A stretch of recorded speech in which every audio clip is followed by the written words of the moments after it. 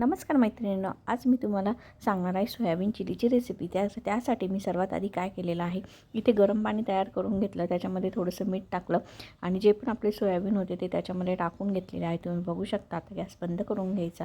नंतर 5 ते 10 मिनटं ते पाण्यामध्ये तसेच ठेवायचे आहेत आपल्याला। तोपर्यंत इकडे मी आलं लसणाची पेस्ट घेतली, लाल तिखट घेतलेला आहे, मैदा घेतला आणि कॉर्नफ्लॉवर घेतलेला आहे। कॉर्नफ्लॉवर अर्धी वाटी घेतलेला आहे आणि त्याच्यापेक्षा कमी मी मैदा घेतलेला आहे। म्हणजे समजा तुम्ही कॉर्नफ्लॉवर हे 4 चमचे घेतले तर मैदा हा 2च चमचे घ्यायचा आहे।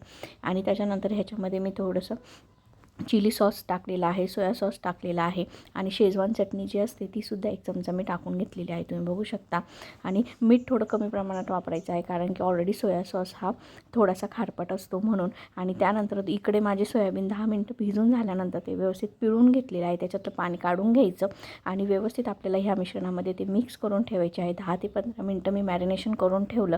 त्यानंतर जेव्हा आपण तळायला घेतो त्याच्यानंतरून ह्याच्यामध्ये 2 चमचे मी तांदळाचं पीठ टाकलेलं आहे। तांदळाच्या पिठाने याला क्रिस्पीपणा येतो आणि सोयाबीन एकदम कुरकुरीत सुद्धा लागतात आपले आणि मधून एकदम सॉफ्ट होतात। तुम्ही बघू शकता।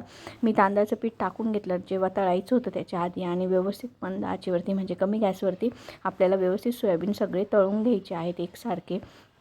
अशा प्रकारे आपले सगळे सोयाबीन तळून झालेले आहेत। तुम्ही बघू शकता एकदम छान आणि मस्त झालेले आहेत, मधून मऊ आणि बाहेरून क्रिस्पी। त्यानंतर इकडे मी लगेच जे पण तळलेलं तेल होतं ते घेतलं आहे।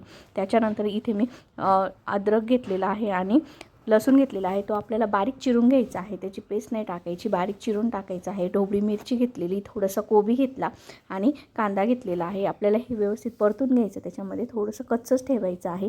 त्याच्यानंतर याच्यामध्ये मी शेजवान चटणी टाकलेली आहे, त्याच्याने टेस्ट अजून छान येते आणि थोडा सोया सॉस ॲड केलेला आहे। नंतर रेड चिली सॉस ॲड केलेला आहे आणि मीठ एकदम कमी टाकायचं आहे, कारण की सोया सॉस हा थोडासा खारपट असतो। आता तुम्ही बघू शकता। हे व्यवस्थित टाकल्यानंतर इथे मी एका वाटीमध्ये पाणी घेतलं आणि त्याच्यामध्ये 1 चमचा कॉर्नफ्लॉवर टाकला, कारण की त्याच्याने व्यवस्थित ग्रेव्ही तयार होते घट्ट।